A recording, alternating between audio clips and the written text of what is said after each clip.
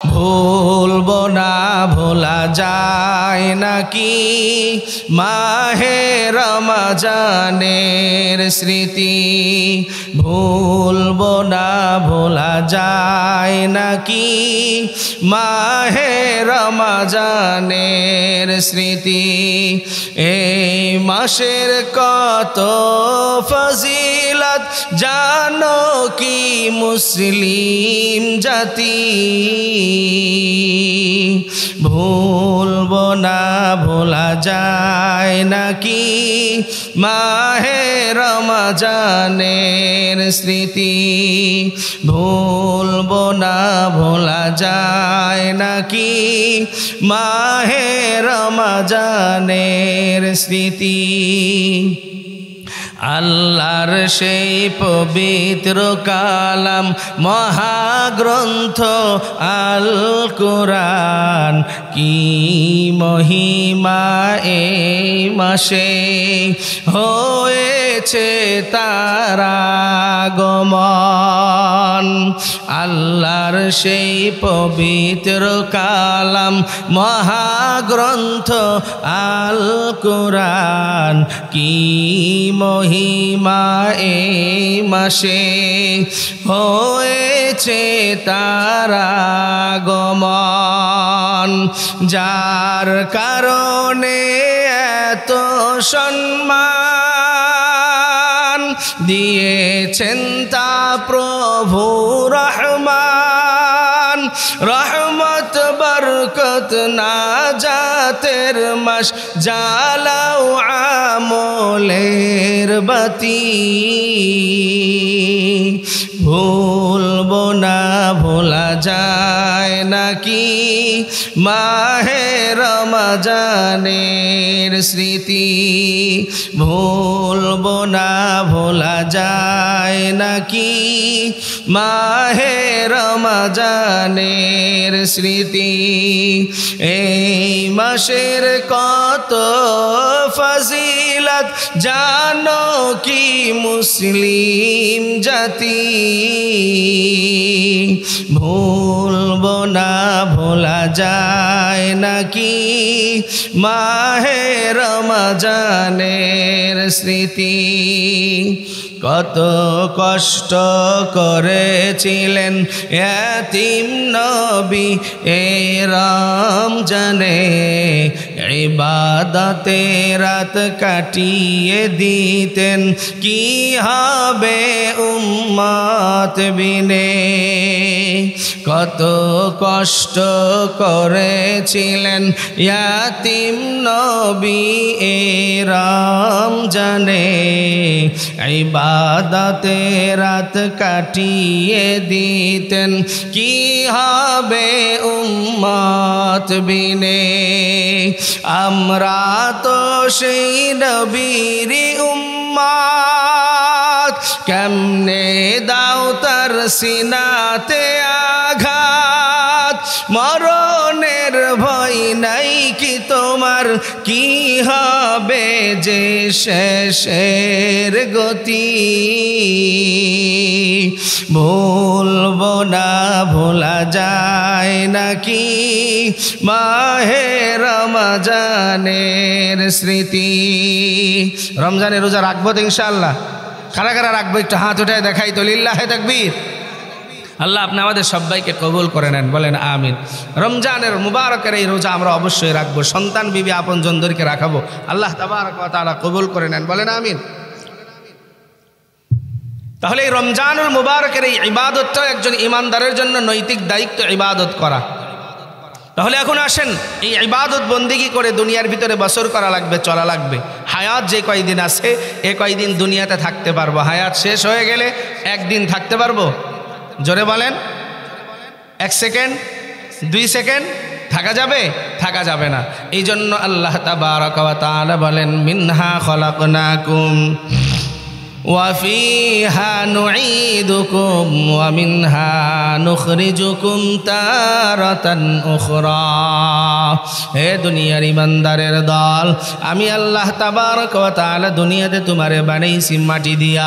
আল্লাহ জানায় দিলেন, মিনহা খলাকনাকুম, হে দুনিয়ার বান্দা বান্দি, আমি আল্লাহ মাটি দিয়া তোমারে সৃষ্টি করেছি মৃত্যুবরণের পর এই মাটির ভিতরেই তোমরা হাজির হয়ে যাইবা। ওয়া মিনহা নুখরিজুকুম তারাতান উখরা, আবার যেদিন আমি আল্লাহ ইচ্ছা করব ইসরাফিলের সিংহায় ফুৎকারের মাধ্যম দিয়া পাহাড় সমূহ সব তুলার মতো উড়তে থাকবে। দুনিয়ার সব মানুষগুলা আদম নবী থেকে শুরু করে শেষ দিন পর্যন্ত যিনি মারা যাবেন সব মানুষগুলা মাটি থেকে উঠিয়া যাবে। যত 18,000 মুতান্তারে মাখলুকাত যা কিছু বানা হয়েছে সব উঠিয়া যাবে। আল্লাহ বলেন তারাতান উখরা, উঠিয়া আমি মাওলার দিকে রওনা হয়ে যাইবা। হে নবীরা আশিক উম্মতের দল, আল্লাহ তাবারক ওয়া তাআলার বান্দা আশরাফ আলী থানভী রাহমাতুল্লাহি আলাইহি তিনার তাফসীরের কিতাবের ভিতরে আয়াতের ব্যাখ্যার ভিতরে লেখেন, হে দুনিয়ার আশিক উম্মতের দল, আল্লাহ তাবারক ওয়া তাআলা ডাক দিয়া বললেন মিনহা খলাকনাকুম, মাটি দিয়া বানাইছি, মাটির মতো নরম হও। দুনিয়ার ভিতরে অহংকার করিও না, তাকাব্বুরি করিও না, নিজেকে বড় কিছু মনে করিও না রে গোলাম। আমি আল্লাহ তোমারে বানাইছি খুলিকাল ইনসানু দাঈফা, একবারে দুর্বল করে বানাইছি রে গোলামের দল। একটু চায়া দেখ, তোর ঘরের ভিতরে ছোট্ট মাসুম বাচ্চা জন্ম নিয়েছেন, 3 বছর 3.5 বছর, এই সন্তান একা একা কোনো কিছু করতে পারে না, ঠিক না ঠিক জোরে বলেন। তোমার এলাকার ভিতরে গাভীর পেট থেকে একটা বাছুর আমি আল্লাহ দিয়েছি, ছাগলের পেট থেকে একটা ছাগল ছানা দুনিয়ার ভিতরে দিলাম। হে দুনিয়ার গোলামের দল, 18,000 মুতান্তারে মাখলুকাতের ভিতরে বনে আদম তোমাদেরকে শ্রেষ্ঠত্ব দান করেছি। আল্লাহ বলেন ওয়ালাকাদ কাররামনা বানি আদম, হে বান্দা বান্দি আমি আল্লাহ তোরে সম্মান দিয়া বানাইছি, কিন্তু দুনিয়ায় বানাইছি পাঠাইছি বড় দুর্বল করে। একটা সন্তানের দিকে চায় দেখো, 3 বছর পর্যন্ত কান্না ছাড়া কোনো ভাষা নাই, একা একা খাইতে পারে না, কোলে না নিলে একা একা চলতে পারে না।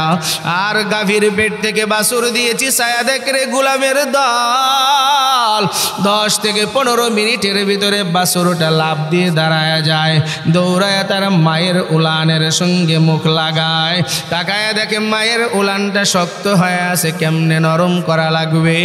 এ গরুর মালিক তুমি তারে শিখায়া দাও না। আমার আল্লাহ ডাক দিয়ে বলে, হে গোলামের দল, ওই বাছুরকে চিফ ইঞ্জিনিয়ার করিয়া দুনিয়ায় পাঠাইছি আমি আল্লাহ। তার মাথা দিয়ে মায়ের উলানে যখন গুতা দেয় আমি মাওলা উলানডারে নরম বানায়া দেই। আমি মাওলা যখন উলান নরম করিয়া দেই, দুধ নাবিয়া যায়, ওই বাছুরটা চুষে চুষে যখন দুধটা খায় নেয়, ও দুনিয়ার মালিক তুমি বেশি সময় দুধ বাছুরকে খাইতে দাও না, তুমি টান দিয়া বাছুরটাকে আর এক জায়গায় বাঁধিয়া দাও, ওই মায়ের উলান থেকে বালতি ভরিয়া দুধ দহন করিয়া তুমি বিবিকা নির্বাহ করো। আল্লাহ জানায়া দিল রে গোলামের দল, আমি আল্লাহ যা কিছু তৈরি করেছি সব তোদের জন্য নিয়ামত। এরপরেও দুনিয়ায় আমি মাওলার ইবাদত করলি না, দুনিয়ায় মাটির মতো নরম মানুষ হইলি না, দুনিয়ার ভিতরে কোরআনের তালিম অর্জন করলি না, নিজেও নামাজ পড়লি না, সন্তানদেরকেও নামাজের তালিম দিলা না, নিজেও কোরআন শিখলা না, সন্তানদেরকেও মানুষ বানাইলা না রে ভাই। আল্লাহ ডাক দিয়ে বলে, হে জমিনের গোলাম, খবরদার হেলাই খেলাই সময় ডারে কাটায় না, এই দুনিয়ায় চিরদিন থাকতে পারবা না। যেই কয়দিন হায়াতের জিন্দেগি দিয়েছি, হায়াত ফুরিয়া গেলে আর বাঁচতে পারবা না। আল্লাহ জানায়া দিলেন মিনহা খলাকনাকুম ওয়া ফিহা নুঈদুকুম, হে দুনিয়ার গোলামের দল, এই দুনিয়ায় মাটি যেমন নরম তোমার কিছু বলে না। হে যুবক ভাই, আজকে জুতা পায়ে দিয়া মাটির বুকের উপরে দিয়া দৌড়াও, মোটর সাইকেল নিয়ে মাটির বুকের উপরে দিয়া যাও, দীপদাপ করে দৌড়ায়া বেড়ায়া দাও, মাটি তোমারে কিছুই বলে না। আল্লাহ জানায়া দিল না ফরমানের দল, দল, এই দুনিয়ায় যদি আমি মাওলার কথা না শুনিয়া যাও, নবীর আদর্শ না মানিয়া যদি বিদায় নাও, ওই মাটি কিন্তু তোমারে ছাড় দিবে না রে ভাই।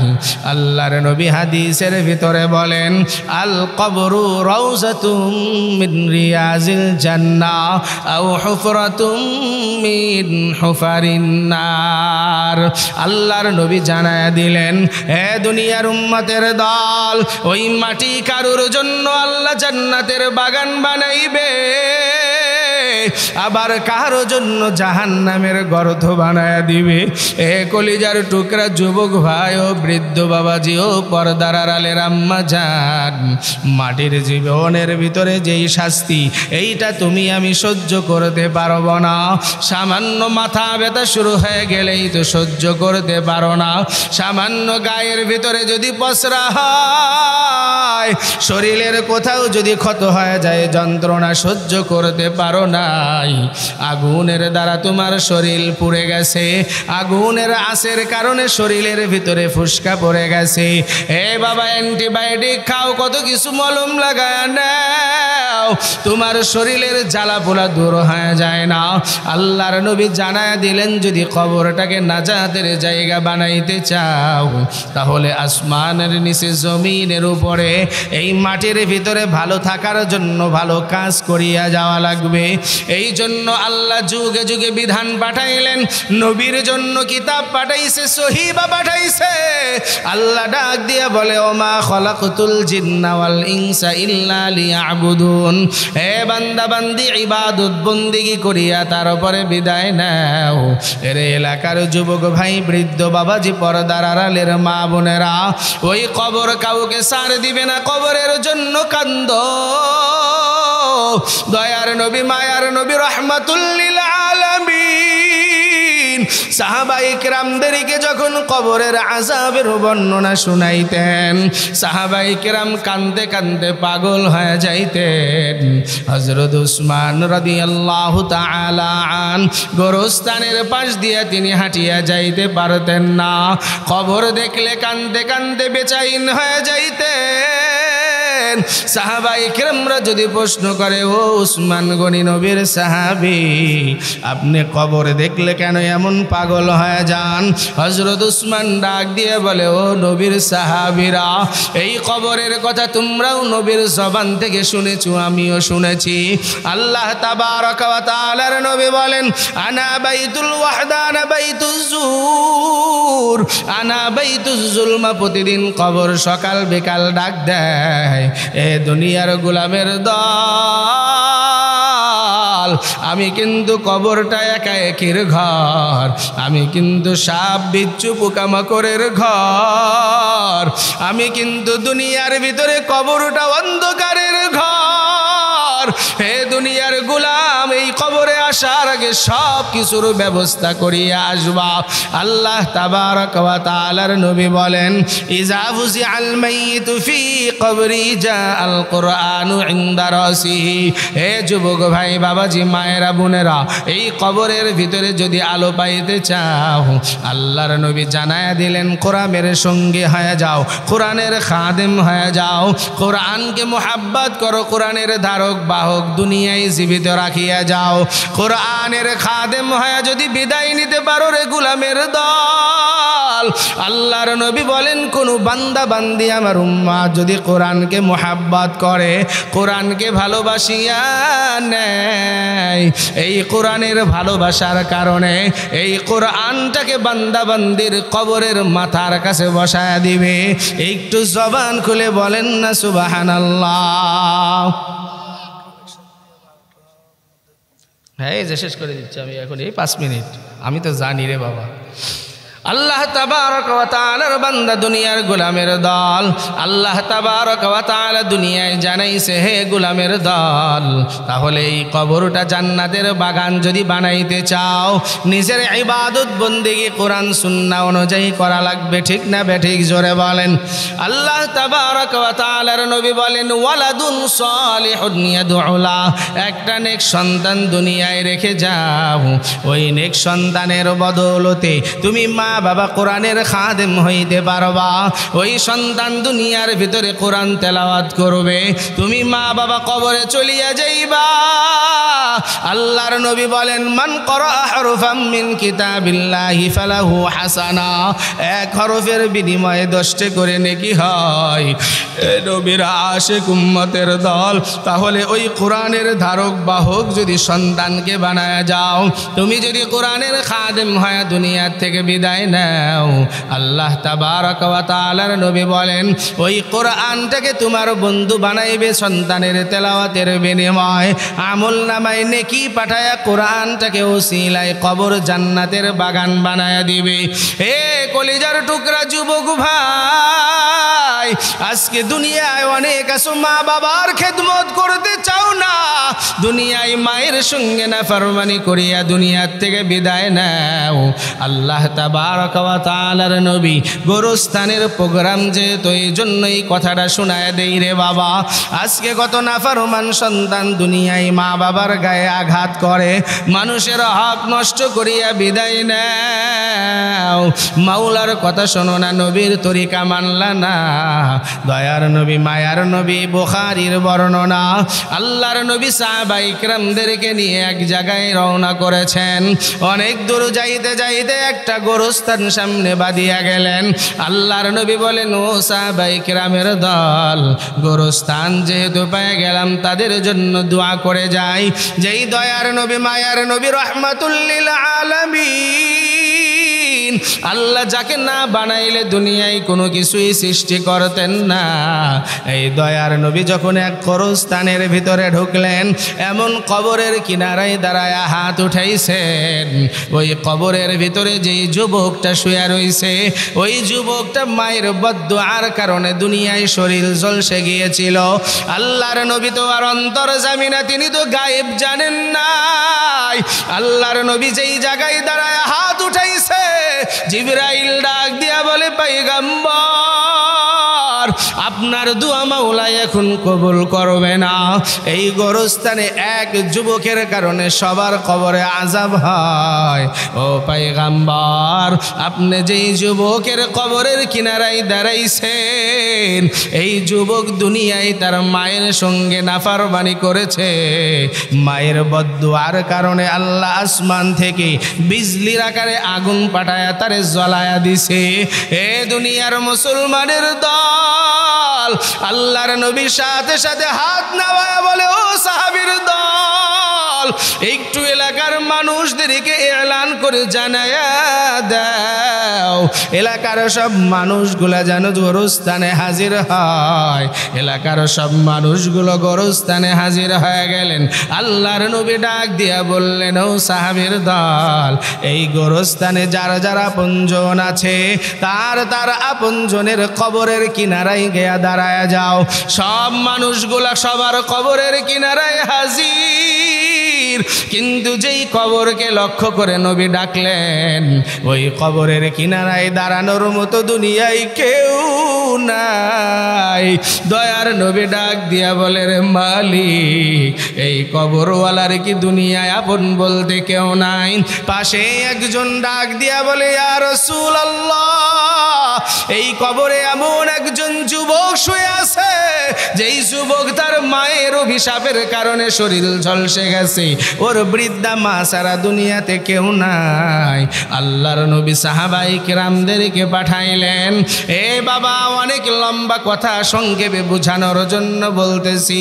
আজকে অনেকেই মনে করো কবরে আযাব নাই, আজকে অনেকেই নাস্তিকদের সঙ্গে তাল মিলায়া বলো মরার পরে সব শেষ হয়ে যাবে, কিসের কবর আর কিসের হাসর।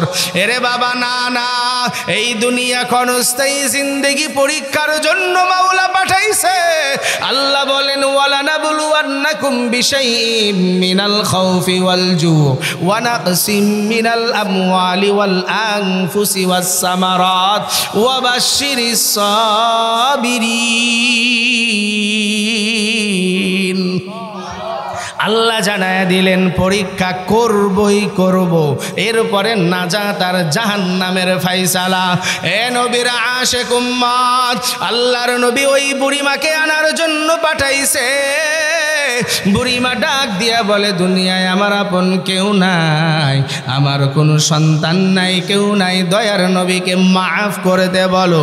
সাহাবায়ে কেরামরা হাজির হয়ে গেলেন। ইয়া রাসূলুল্লাহ, বুড়িটার অন্তরে বুঝি অনেক কষ্ট। নবী আবার পাঠাইলেন, যাও তারে উঠায় নিয়ে আসো।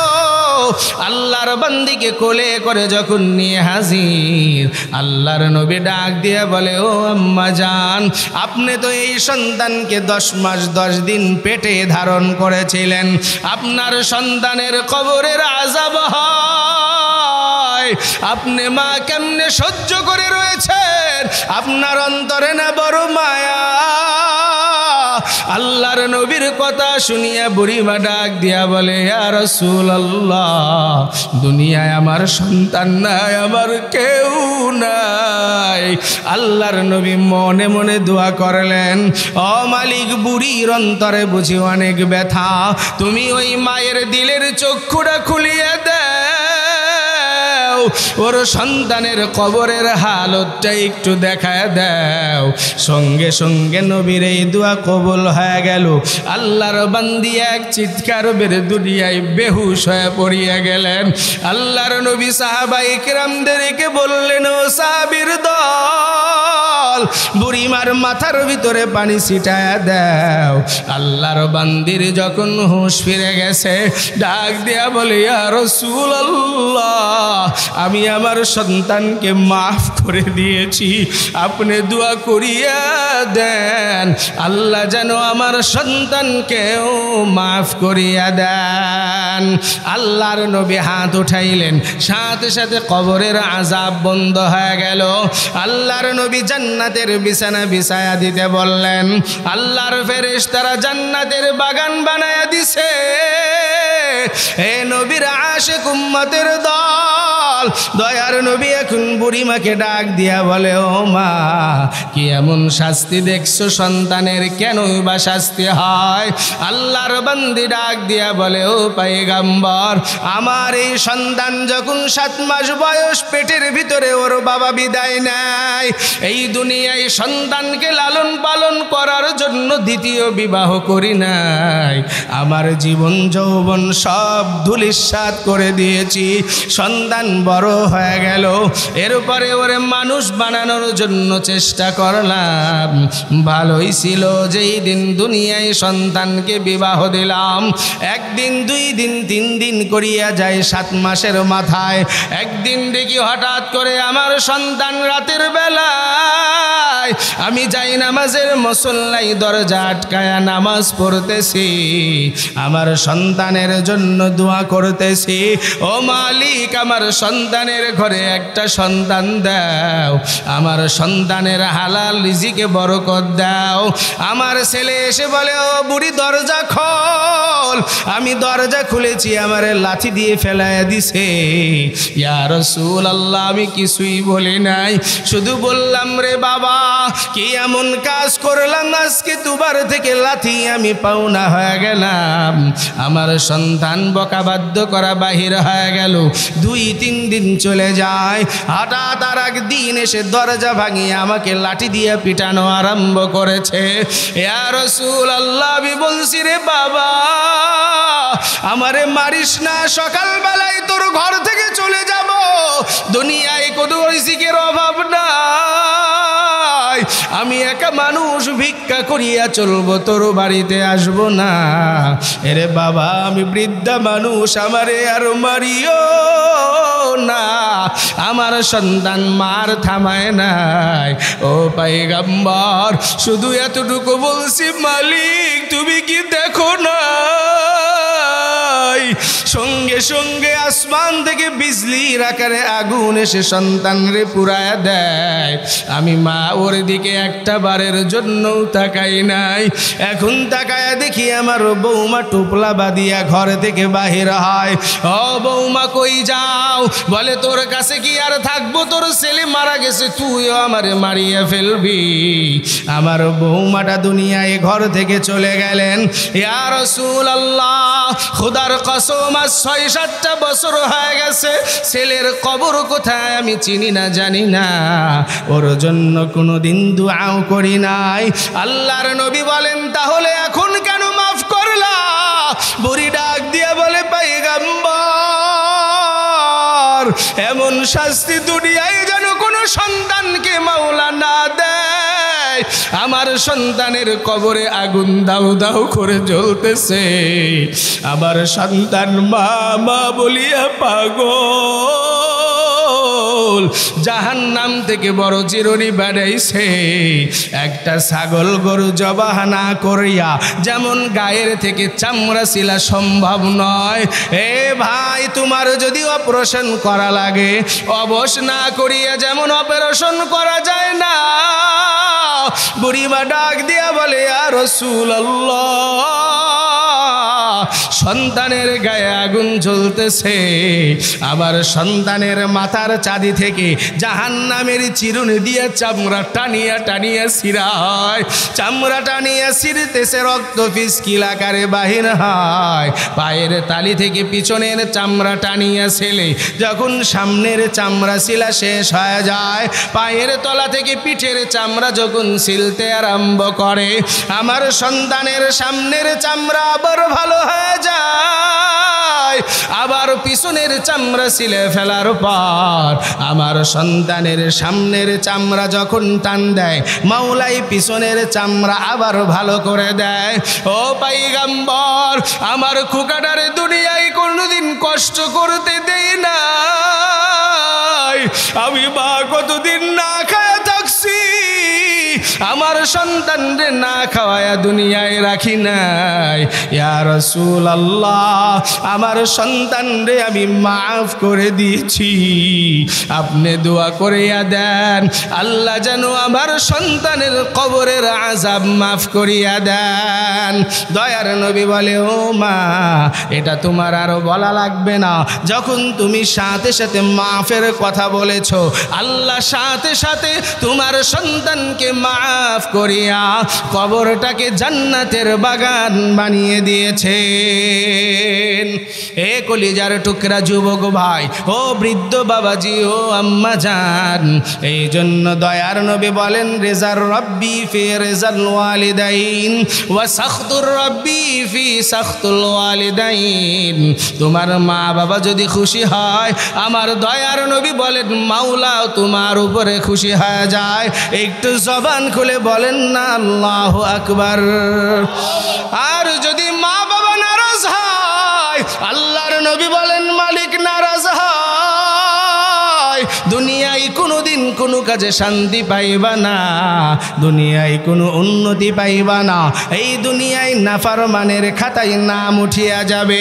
হে মা বাবা হারানো সন্তান, যাদের মা নাই বাবা নাই, আপনজন কবরে শুয়ে আছে, দুহাত সম্প্রসার করলাম তাদের রুহের মাগফিরাতের জন্য, মা বাবার রুহানি দোয়া নেওয়ার জন্য, নিজের সংসারের ওয়াসাআত করার জন্য, সন্তান সন্ততিদেরকে দিনদার বানানোর জন্য। আল্লাহ যে আদেশ করেছেন, মিনহা খলাকনাকুম ওয়া ফিহা নুঈদুকুম, মানুষ তোদেরকে মাটি দিয়া বানাইছি, মাটির মতো নরম হও, এই মাটির ভিতরে আশা লাগবে আমি মাওলা এখান থেকে তোমাদেরকে আবার উঠায় আনিব। এ বাবা, যার মা বাবা আছে খেদমত কর, যার মা বাবা নাই নামাজ পড়িয়া দোয়া করো, দান সাদাকা করিয়া দোয়া করিয়া নাও, আল্লাহ জিন্দেগির সব গুনাহ মাফ করিয়া দিবেন। একটু জবান খুলে বলেন না আল্লাহুম্মা আমিন।